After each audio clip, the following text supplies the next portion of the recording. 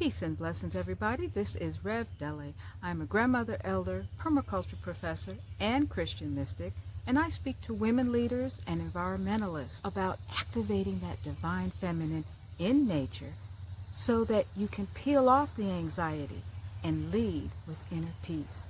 You have tuned into Becoming Earthwise, where environmentalists, earth keepers, liberators, and leaders of all types have gathered to discuss the next dimension of living with Earth. I am so glad you're here.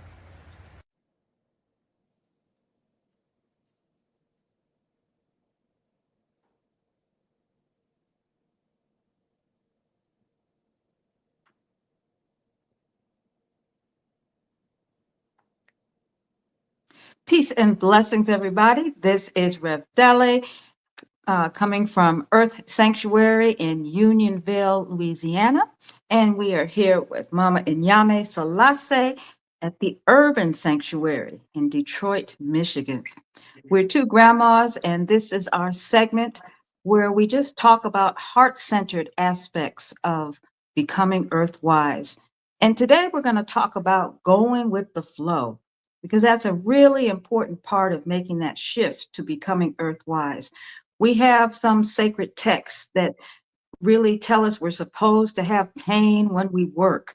And we have a political narrative that says, I'm in the struggle until I die, and all of this sort of thing.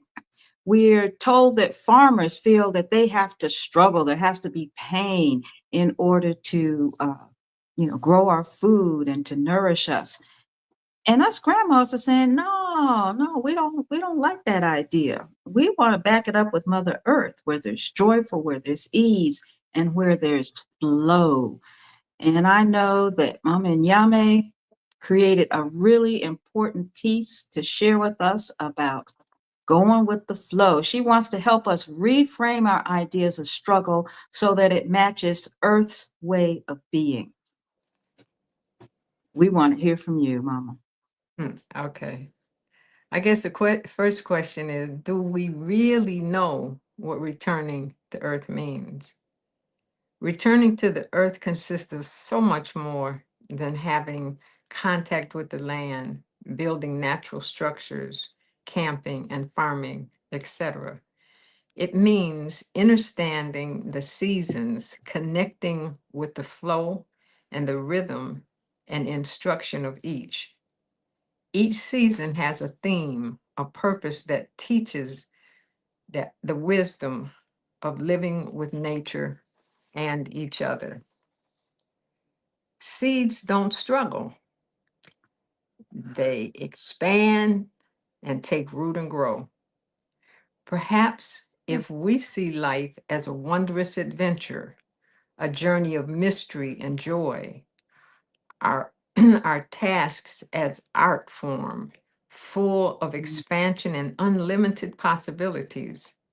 The process may become playful, excuse me, and less stressful.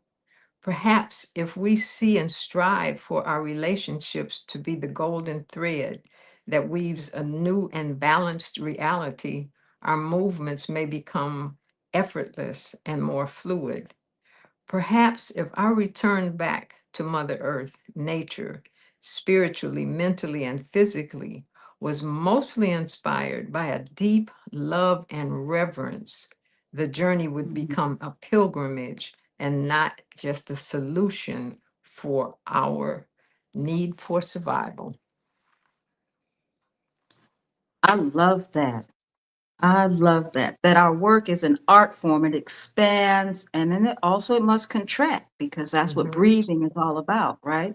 Bringing ease to how much we make something full, and then effortlessly letting go what is no longer needed, letting go of the waste or whatever.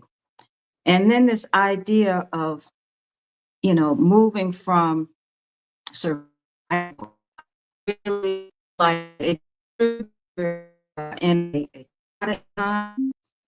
And I think is our best solution is to get time when it was joyful and Rev, love is Rev, you're echoing and pinging. We can't understand you.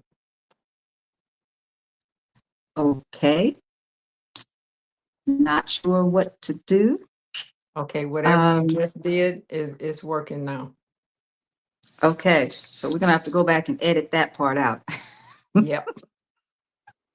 Okay, so I like this idea of reframing the work that we're doing to create the new tomorrow as a pilgrimage. It's something that's sacred and it's something that has its own pace. And so sometimes we might have to unplug from, market pace. We might have to unplug from commerce requirements and create that new way forward that brings us joy and ease. What do you think? You think that's possible? You know what I know is possible? Is it probable? That is probably a better question. Howsoever, the seasons tell us, when you go from the fall, okay, it's starting to tell you, start to relax and get ready to go inside for the winter.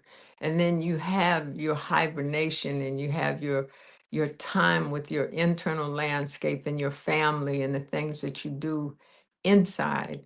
And then when you start to bloom in the spring, you go out and then everything starts to grow again. And then in the summer, you shine. And then when the fall comes again, you slow back down because we are so tick tock oriented rather than nature oriented. It's just a blur. You just keep on doing the thing in all the four seasons at the highest speed that you can.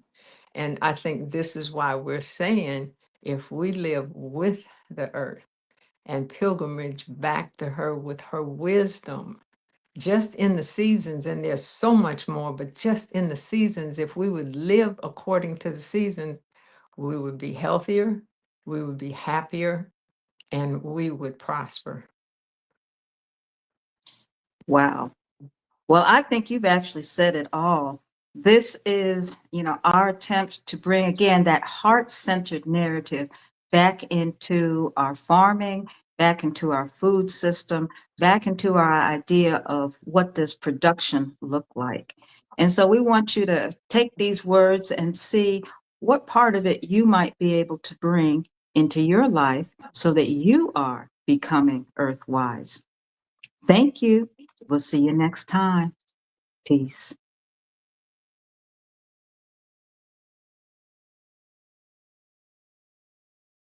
Don't you love becoming earthwise? Until the next time.